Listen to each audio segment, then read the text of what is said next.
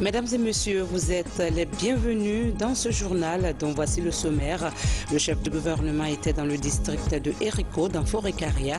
Mamadi Youla était porteur de messages de paix et de vivre ensemble du chef de l'État, professeur Alpha Condé. Nous irons à Kanfarandé, sous-préfecture de Bouquet. Cette ville historique a connu l'organisation d'un FIDAO, occasion pour les participants de prier pour la paix en Guinée. On parlera également de beauté dans cette édition. Fatoumata Diarouba, première dauphine Miss Guinée 2017, remporte le sacre de Miss Grand Soumo International au Burkina Faso. Les détails dans ce journal avec notre envoyé spécial Mabintila Issouma. Mesdames et messieurs, bonsoir. C'est le moment de faire le point sur les actualités que nous ouvrons sur ce communiqué de la présidence de la République. Direction du protocole d'État. Le jeudi 4 janvier 2018 à 15h, le président de la République, le professeur Alpha Condé, recevra au palais Sékou Touré les vœux du corps diplomatique et des corps constitués nationaux. Sont conviés les corps constitués ci-après. Monsieur le président de l'Assemblée nationale, monsieur le premier ministre chef du gouvernement, monsieur le président de la Cour suprême, monsieur le président de la Cour constitutionnelle, monsieur le président de la Cour des comptes, madame la présidente de la Haute Autorité de la Communication, madame la présidente du Conseil économique et social, monsieur le médiateur de la République, monsieur le secrétaire général de la Grande Chancellerie des Ordres nationaux de Guinée, monsieur le président de la Commission électorale nationale indépendante, monsieur le président de l'Institution nationale indépendante des droits humains, monsieur le haut représentant du chef de l'État, monsieur le chef de file de l'opposition, mesdames et messieurs les membres du gouvernement, mesdames et messieurs les membres du cabinet présidentiel, monsieur le chef d'état-major général des armées, monsieur le haut commandant de la gendarmerie nationale, messieurs les chefs des états-majors des armées de terre, de l'air et de la marine, monsieur le chef d'état-major particulier de la présidence, messieurs les directeurs généraux de la douane et des conservateurs de la nature, monsieur le directeur national des compagnies mobiles d'intervention et de sécurité, monsieur le gouverneur de la ville de Conakry. Tenue autorisée. 1. Autorité civile. Messieurs, costume sombre ou tenue traditionnelle d'apparat. Mesdames, les dames, tailleurs, robes ou tenue traditionnelle d'apparat. Pour les corps, tenue de cérémonie. 2. Autorité militaire. Tenue traditionnelle d'apparat, port de décoration recommandé. Mamadi Senkou Kaba, ambassadeur directeur du protocole d'État, transmis par le bureau de presse de la présidence de la République. Le Premier ministre chef du gouvernement était dans le district de Eriko, dans la sous-préfecture de Forêt-Caria, porteur de messages de paix et d'unité nationale du président de la République. Mamadi Youla a sollicité des prières auprès des populations à la base pour la bonne marche du pays. Ousmane Bangora. Nous voici dans le district de Eriko. C'est dans la sous-préfecture de Alasoya, préfecture de Forêt-Caria. Il est situé à 14 km du chef-lieu de la préfecture. Le Premier ministre Mamadi Youla vient ainsi au contact des populations à la base. Ici, le chef du gouvernement est venu transmettre à la population de Eriko le message de paix et d'unité nationale si cher au chef de l'État, président de la République, professeur Alpha Condé. L'arrivée de l'émissaire du président en exercice de l'Union africaine dans ce vieux village de Moria a été vivement saluée et appréciée par les habitants de la localité. Votre présence à Eriko nous donne une lumière éclaboussante. Et nous sollicitons auprès de vous à chaque fois que vous ayez le temps de nous rendre visite. Excellence, Monsieur le Premier ministre, chef du gouvernement, Eriko vous commande, si possible qu'il soit éclairé, s'il ne va pas vous dire le courant. Ainsi, la population de Eriko vous souhaite la bienvenue sur la terre natale de l'âge Babara Bangora. Après avoir écouté attentivement les préoccupations de la population, le Premier ministre a saisi l'occasion pour réaffirmer la volonté du gouvernement d'œuvrer dans le sens de la promotion des projets de développement à la base. Tout le travail que le chef de l'État aujourd'hui a entrepris pour le bien de ce pays et le travail auquel il nous a commis en tant que gouvernement, c'est pour améliorer la situation des populations guinéennes. les populations à la base. On ne peut pas le faire sans venir au contact de ces populations-là. C'est d'abord ce qui nous a motivés pour venir ici aujourd'hui, au fin fond de la Guinée. D'échanger avec ces populations, je crois que cela est un grand enseignement pour nous tous. Ce passage du Premier ministre dans le Moria profond est une lueur d'espoir pour cette population à vocation essentiellement agricole. Les infrastructures de base sont essentielles pour le développement d'une ville. Pour surmonter ce handicap, le gouvernorat de la ville de Conakry vient de doter le quartier Bessia Cité, situé dans la commune de Matoto, d'un bureau du quartier, une bibliothèque et un commissariat pour une proximité avec la population. Moussa Bangora. La population de Bessia Cité, dans la commune de Matoto, bénéficie d'infrastructures publiques. Il s'agit du bureau du quartier, d'une bibliothèque et d'un commissariat de police. L'initiative est du gouverneur de Conakry qui entend renforcer l'administration dans cette partie de la capitale. Il nous a été dit que de Bessia jusqu'au niveau de Yimbaya, il n'y a pas un service de sécurité le long de cette route. Donc c'est là l'idée est née de créer, de construire un commissariat de police pour pouvoir sécuriser non seulement les femmes balayeuses, mais aussi les populations de Bessia.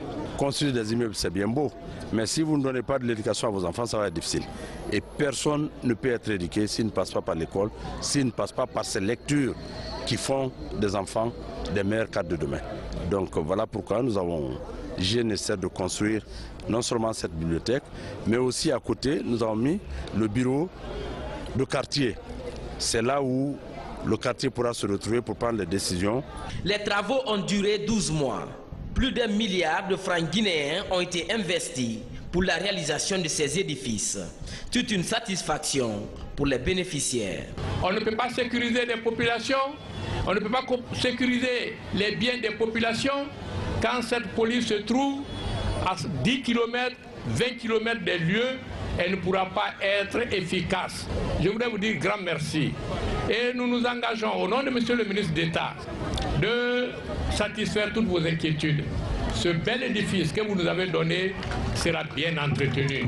Et c'est l'instruction que je donne justement aux autorités de la police ici présentes pour que, tel que nous le voyons, demain, après-demain, des années après, ce commissariat soit dans cet état flambant neuf. À partir de ce mois de janvier, l'administration va démarrer dans ce quartier populaire de Bessia. Le conseil du quartier pour les affaires administratives et la police pour la sécurité des populations et leurs biens. C'est désormais officiel. La date du 13 janvier est retenue pour la célébration des festivités commémoratives de l'an 59 de l'indépendance nationale à Kankan. L'annonce a été faite cet après-midi par le président de la Commission nationale d'organisation, Dr Mohamed Djane, ministre de la Défense nationale. On l'écoute au micro de Mohamed Lamine Camara. Nous avons toujours, avec le ministère de l'administration du territoire, mis des commissions de travail pour l'organisation de ces festivités. Donc c'est dans ce cadre-là aujourd'hui que nous nous sommes encore réunis pour présenter les différentes commissions qui doivent s'occuper de l'organisation de ces festivités et ensuite donner la date qui a été fixée par son Excellence Monsieur le Président de la République, la date du 13 janvier 2018, qui sera la date de la célébration de la fête anniversaire de l'indépendance de la Guinée à Kankan. Donc l'appel que nous lançons aux populations, aux cadres et à tous les responsables politiques, administratifs de Kankan, c'est de se lever dès maintenant pour prendre les choses en main pour que ces manifestations soient vraiment une réussite totale et connaissent une mobilisation jamais égalée dans notre pays. Autre sujet d'actualité, le ministère de l'Éducation nationale poursuit son combat pour la réduction de l'analphabétisme. 46 motos sont remises aux agents alphabétiseurs pour améliorer leur performance. Un programme exécuté dans le cadre du programme sectoriel de l'éducation. Amadou Touré nous signe ce reportage. Avec 65% de taux d'analphabétisme, la Guinée figure parmi les pays du continent où le nombre d'illettrés est plus élevé. Une situation qui peut compromettre sérieusement son développement. Pour inverser cette réalité, le département de l'éducation nationale et de l'alphabétisation a mis en place un programme d'urgence. Il vise à relancer les 208 centres NAFA d'apprentissage de dernière chance. 46 motos tout-terrain sont ainsi offertes pour faciliter ce travail de supervision. Vous ne pouvez pas contrôler les gens, vous ne pouvez pas sanctionner, vous ne pouvez pas récompenser les gens si vous ne leur créez pas les conditions de travail. Je pense que ces motos vont combler un vide dans l'exercice de leurs activités. Et je leur demande de faire un bon usage dans l'esprit de la nouvelle politique de mon département, le ministère de l'Éducation nationale. 1992 centres d'alphabétisation non formels seront couverts par le programme. Il regroupera des jeunes, adultes et des vieillards. Quand vous prenez certaines préfectures, avec des districts lointains où existaient nos centres, nos chargés d'alphabétisation n'avaient aucun moyen du suivi, de la supervision. Aujourd'hui, c'est chose faite. Et nous les attendrons désormais aux résultats. Nous nous en réjouissons et c'est le lieu de le remercier vivement, de lui témoigner toute notre reconnaissance, de remercier le président de la République pour créer des conditions idoines qui vont nous permettre à coup sûr d'avoir des résultats fiables au niveau de l'alphabétisation. Ces motos nous permettent d'être plus opérationnels sur le terrain, d'être plus proches des apprenants. En nous remettant ces motos, c'est de dire encore lutter contre l'analphabétisme est l'une des priorités du gouvernement, l'une des priorités du département, surtout quand on sait qu'une bonne partie de la population guinéenne est analphabète. Le programme basé sur la méthode faire-faire sera exécuté par 4 ONG spécialistes en éducation non formelle. À terme, le département ambitionne l'éradication totale du phénomène. Vous le savez certainement, l'actualité du monde rural reste marquée par la nomination de la directrice générale de la SOGIPA à la tête du département de l'agriculture. La principale feuille de route de Mariam Kamara est d'imposer une nouvelle politique managériale pour valoriser les immenses potentialités dont dispose la Guinée. Fodé Kamara pour les détails. La société guinéenne de palmiers à huile et DVA est un bel exemple de réussite grâce au binôme plantation familiale et industrielle. Une réussite marquée par des opportunités d'insertion socio-professionnelle offertes à la couche juvénile. Autre succès, les mesures d'accompagnement comme la pisciculture pour la diversification alimentaire des ménages des communes rurales de Guéké et Bignamou. Mariam Kamara, la nouvelle patronne du département de l'agriculture, a gravi tous les échelons de la SOGIPA, le fleuron de l'agro-industrie en Guinée. Je voudrais également saisir cette occasion pour féliciter très sincèrement et très chaleureusement Mme Kamara Mariama SOGIPA, comme disent les Guinéennes et les Guinéens, pour la confiance placée en elle par son Excellence Monsieur le Président de la République. Le choix porté sur sa personne témoigne de la clairvoyance du Président de la République, qui a ainsi choisi une femme, une spécialiste de l'agro-industrie, une dirigeante de l'un des rares succès agro-industriels de notre pays.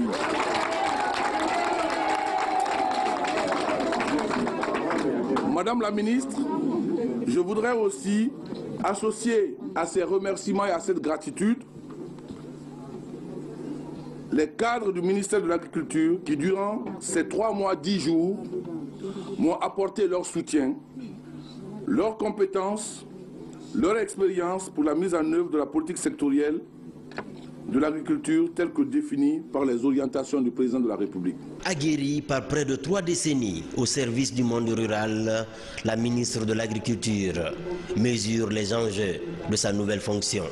Défricher la voie pour la transformation structurelle de l'administration agricole par la préparation de la relève face au vieillissement du personnel.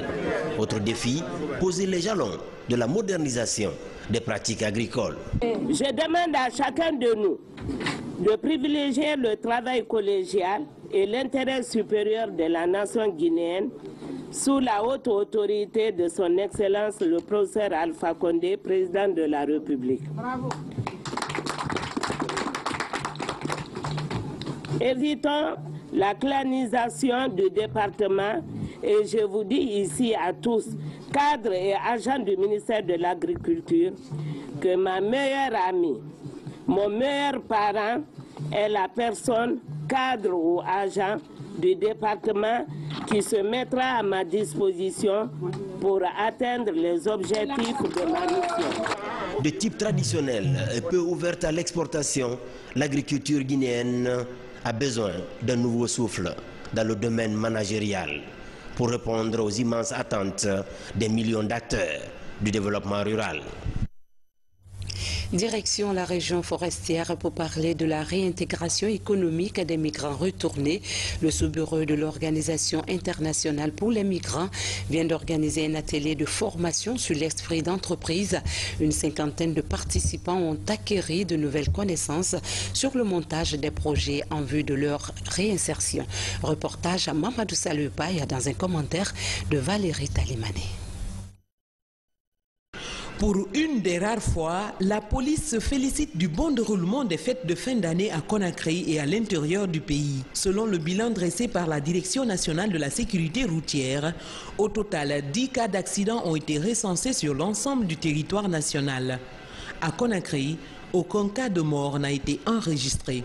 Et par rapport aux fêtes du 31 décembre, je vous dirais qu'un nombre important de policiers aussi a été déployé. On a eu à cibler plus de 166 barres dancing se trouvant aux abords des routes. Sur ce, 36 axes ont été identifiés pour être sécurisés. Contrairement aux années précédentes, les plus grands hôpitaux de la capitale ont enregistré moins de victimes d'accidents. Les chefs de service de la traumatologie de l'hôpital Ignace Dine et du CHU de Donka saluent cette avancée. C'est un atout cette fois-ci-là, parce qu'on a enregistré peu de malades. Imaginez-vous un 24 heures qu'on enregistre seulement un malade ou bien 2 malades, c'est déjà une bonne chose. Ou bien un 31 qui se passe sans malade, seulement le premier qu'on enregistre un, ça veut dire que vraiment l'organisation de la sécurité routière a été très bonne. Il faut les féliciter dans ce cadre-là. Cette situation de sécurité a prévalu grâce aux mesures prises par le ministère de la Sécurité bien avant la fête. Plus de 1000 agents ont été déployés dans tous les carrefours de la capitale. Des dispositifs sécuritaires ont été aussi mis en place à l'intérieur du pays pour assurer la sécurité des personnes et de leurs biens. Une initiative saluée aussi bien par les populations que par les autorités à tous les niveaux. Voilà, c'était plutôt le reportage de Batouli Diallo sur le nombre de victimes sur les routes qui est en baisse comparativement aux années précédentes. Direction la région forestière pour parler de la réintégration économique des migrants retournés. Le sous-bureau de l'Organisation internationale pour les migrants vient d'organiser un atelier de formation sur l'esprit d'entreprise. Une cinquantaine de participants ont acquis de nouvelles connaissances sur le montage des projets en vue de leur réinsertion. Reportage Mamadou Salupaï dans un commentaire de Valérie Talimane. Ces 50 jeunes ont décidé de retourner au bercail après un échec dans leur quête de l'Eldorado. Tous originaires de la région forestière, ils ont décidé de mettre cette expérience à profit pour donner un sens à leur vie. Leur nouvelle passion, c'est l'entrepreneuriat pour inspirer d'autres jeunes et cela passe par la formation. Quand on sert aujourd'hui, on ne peut pas évoluer seul, mais comment vivre en groupe, comment être ensemble, cette module aussi m'a permis aussi d'avoir une longue expérience dans la vie associative, car je sais que nulle personne ne peut réussir si ce n'est pas l'équipe. Je suis satisfait et la formation s'est bien passée dans l'amiable et dans les bonnes conditions qu'on nous a bien pris. Donc je remercie l'OIM.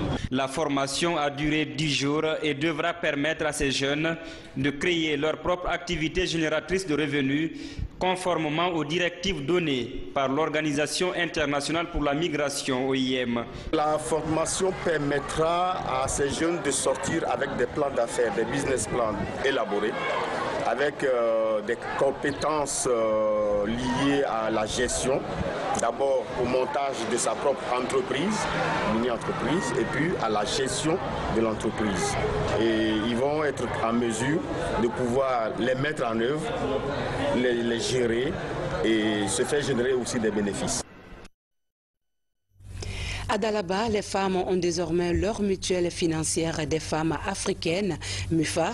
Pour cette nouvelle relance, plus de 500 millions de francs guinéens seront injectés dans la caisse.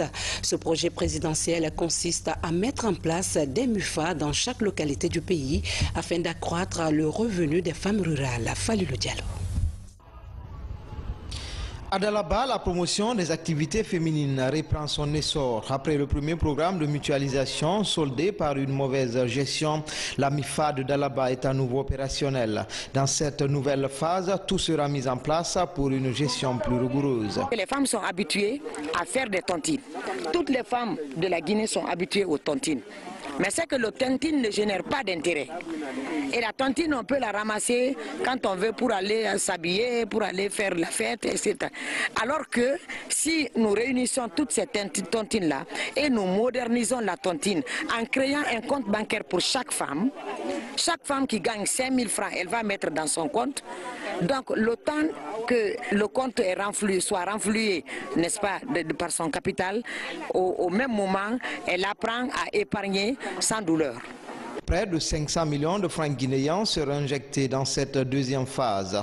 Cadres et ressortissants de Dalaba s'engagent à accompagner les femmes dans leur autonomisation, surtout dans l'octroi des crédits. Le président a mis ses crédits à faciliter ses crédits pour qu'elles puissent s'en sortir et puissent changer de niveau de vie en produisant, en fructifiant, en prenant des crédits où le taux d'intérêt est très faible. Ça lutte contre les usuriers qui sont dans les autres banques ou les autres microfinances. Ce programme présidentiel est un outil de développement au service des femmes. À Dalaba, 16 dossiers sont déjà prêts, le financement disponible. Le tout avec un taux de remboursement de moins de 2%. Allons à la découverte de la ville historique de Kanfarandé, l'une des sous-préfectures de Bouquet. Autrefois appelée Victoria, il a existé dans cette cité des infrastructures socio-économiques de base en période coloniale jusqu'à l'indépendance. Aujourd'hui, il n'en reste que des souvenirs par manque de mesures d'entretien. Pour que cette ville reflète sa valeur, Infidaou a été organisé pour implorer la grâce divine afin qu'elle repende sa miséricorde sur la ville. Younoussa Tawel Kamara, reportage.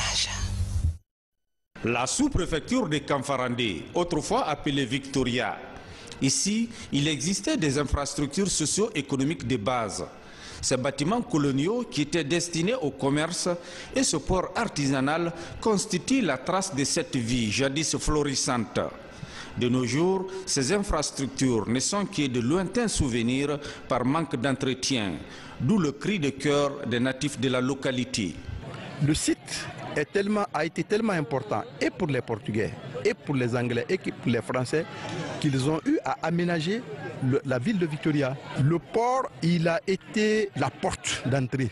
Tout venait de Conakry par le port. Nous, à notre petit temps, à l'école primaire, il y a même les avions qui amérissaient. Les Blancs venaient dans leur avion, ils amérissaient, ils laissaient leur avion sur la mer, ils prenaient leur petite embarcation, ils faisaient le tour des îles. Il y avait le téléphone. Tu as Kanfarandé, tu pouvais avoir tous les pays du monde qui disposaient d'un téléphone. Pour permettre à Kanfarandé de renaître de ses cendres, les fils ressortissants se mobilisent autour de ce grand Fidaou. À travers la lecture du Saint-Coran, ils implorent la grâce divine afin qu'elle répande sa miséricorde sur la sous-préfecture. Nous avons baptisé la première édition de lecture du Saint-Coran pour rassembler tous les fils, ressortissants et résidents à Kanfarandé, se donner la main pour que Kanfarandé aille de l'avant. Pour que Kanfarandé, ce qu'on disait hier de Kanfarandé qui était la plaque tournante de toutes les sous-préfectures de Bokeh, que Kanfarandé retrouve sa place maintenant au présent. Le FIDAO de Kamfarandé a regroupé des religieux venus de plusieurs localités de la région de Boké et d'ailleurs. Au panorama culturel tenu de la 8e édition de Top 5 du meilleur chanteur guinéen, sur 10 artistes présélectionnés, Soulbanks en sort lauréat au compte de l'année 2017. Le prix sera officiellement remis le 6 janvier prochain au Centre culturel franco-guinéen. C'est un événement de Podium Magazine. Salut Oba. Pour cette 8e édition, 10 artistes chanteurs étaient en compétition. Parmi eux, Soulbanks, Ali Sanson, Begdi Fostri, Sayon Kamara, Sonatata. Ils ont été soumis au vote des promoteurs culturels et des lecteurs du journal Podium Magazine, organisateur de l'événement. Après délibération, Soulbanks rafle le trophée Top 5 du meilleur chanteur pour 2017. Je suis vraiment satisfait. C'est à travers le vote des différentes personnes qui ont été désignées, les journalistes, des professionnels en la matière. J'ai regardé tout et j'ai consulté exactement. Ce n'est pas au hasard, ok? C'est après avoir consulté tout. J'ai même appelé certains parmi eux pour demander la confirmation, pour voir est-ce que c'est conforme à ce qui est écrit. L'événement Top 5 du meilleur chanteur vise à créer l'émulation entre les artistes chanteurs de Guinée. Cette année, l'événement est doté du trophée Kerfala Personne Camara. C'est créer une saine émulation entre les artistes et surtout récompenser le travail bien fait de celui qui gagne ce trophée. Quand même, nous le suivons toute l'année et ces faits gestes sont relayés par nous et nous produisons un pressbook à la fin de l'année pour lui donner. Premier journal culturel guinéen, Podium Magazine accompagne les hommes de culture depuis 17 ans. Il a décerné des prix à plusieurs stars de la musique guinéenne. Ce 8e prix sera officiellement remis aux nominés le 6 janvier au Centre culturel franco-guinéen. Un nouveau sacre pour Fatoumata Diarry-Ouba, la première dauphine de Miss Guinée 2017, remporte la couronne de Miss Grand Saumon International au pays des hommes intègres. À Ouagadougou s'est tenue la cérémonie. La Guinéenne a défendu les couleurs nationales face à 14 prétendantes venues de plusieurs pays africains pour rivaliser d'esprit et de beauté. Mabintila Issouma. La soirée du Nouvel An est une tradition pour la société Ebomaf. Spécialisée en BTP, l'entreprise installée au Burkina Faso entretient des liens de partenariat et d'amitié avec la Guinée. Actuellement, elle réalise les travaux de bitumage du tronçon Kankankérouané. À l'ouverture de la soirée, le PDG d'Ebomaf a rendu un hommage au chef de l'État, professeur Alpha Condé. Si j'ai dit notre frère, c'est lui-là même qui, après une quarantaine d'oppositions, une quarantaine de titres d'opposants, dirige aujourd'hui la Guinée-Conakry, le grand frère Alpha Condé. J'ai l'adresse mes vœux de santé, bonheur, prospérité et succès. Et au nom du groupe et de toutes ses filiales, je voudrais remercier le président guinéen, le grand frère, pour tous les actes qu'il n'a cessé de poser à l'égard des moments et de son agrandissement. Je vous demande d'applaudir le président Alpha Condé. Les grosses pointures de la musique burkinabé sont au rendez-vous. La soirée est embellie par l'élection Miss Grand Saumon International. 14 filles africaines défilent chacune en tenue traditionnelle de son pays et en tenue de soirée. La Guinéenne tire son épingle du jeu par son feeling, sa beauté et son projet sur la lutte contre les violences basées sur le genre. Miss Grand Saumon International 2018. La candidate numéro 12.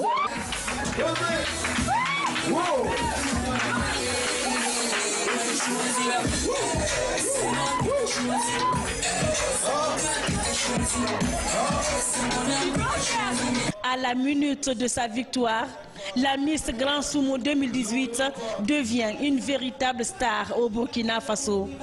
Fatoumata Diarry-Ouba repart en Guinée avec 3 millions de francs CFA.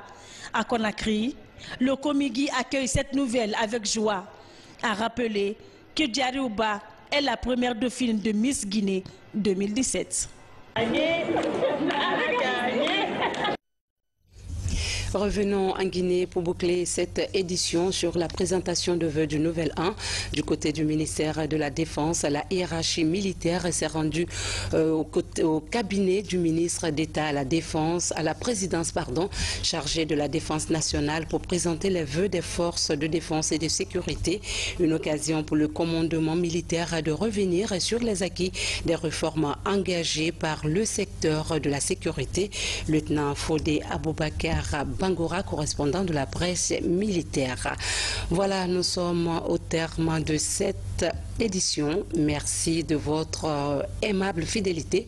Excellente suite de programmes sur les antennes de la radio-télévision guinéenne. Bonsoir à tous.